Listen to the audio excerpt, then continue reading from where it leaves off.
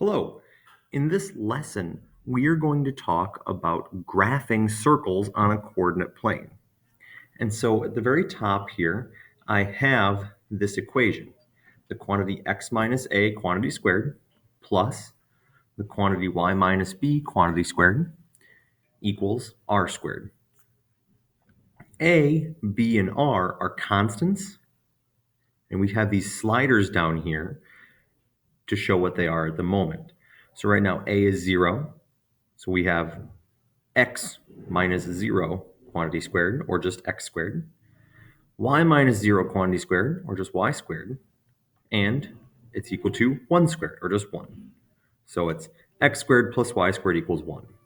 And take a look at our circle.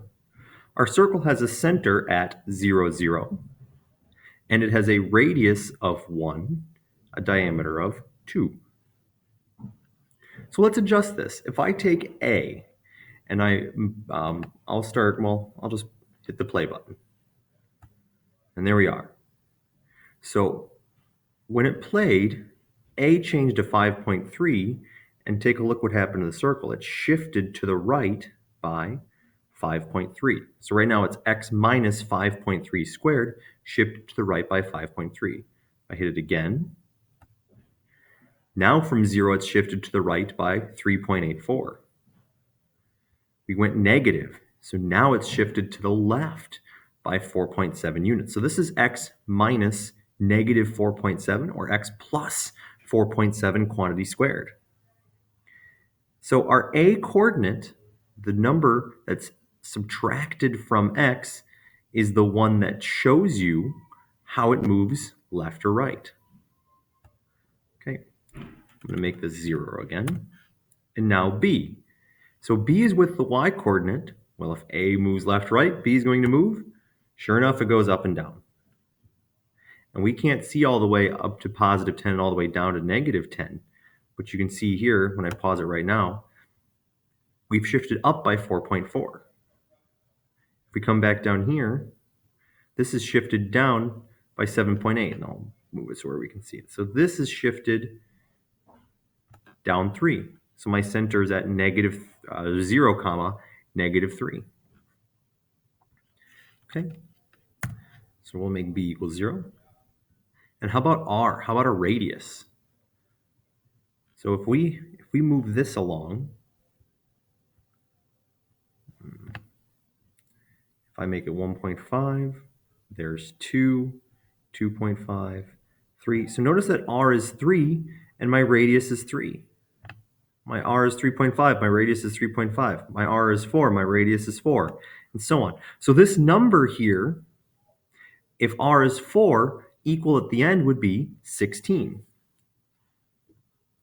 So these are things that are worth noting or writing down here. The a value shifts left, right. Make this a text box. The b value shifts up, down. And r changes the radius. So take a moment, copy this information down based on this equation up here. Pause the video if necessary. So I'm going to move on. If I look at this original equation here, I'm going to change it up. So I have x minus 4 quantity squared plus y plus 3 quantity squared equals 25 will do. So the questions become, what is the center? And what is the radius? The center of this circle, this is where A was. So it was x minus A. A is 4. So we've shifted to the right by 4 units. So our center is at 4 comma. This is where our B was. It was y minus B. Well, y minus what number would make it a plus 3? Well, minus a negative would, so that must be negative 3.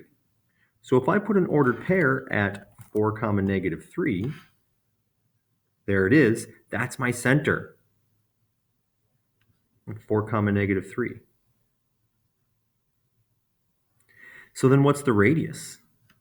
Well, I can count 1, 2, 3, 4, 5 directly up for us to hit the edge of the circle, or 1, 2, 3, 4, 5 to the left, 1, 2, 3, 4, 5 to the right.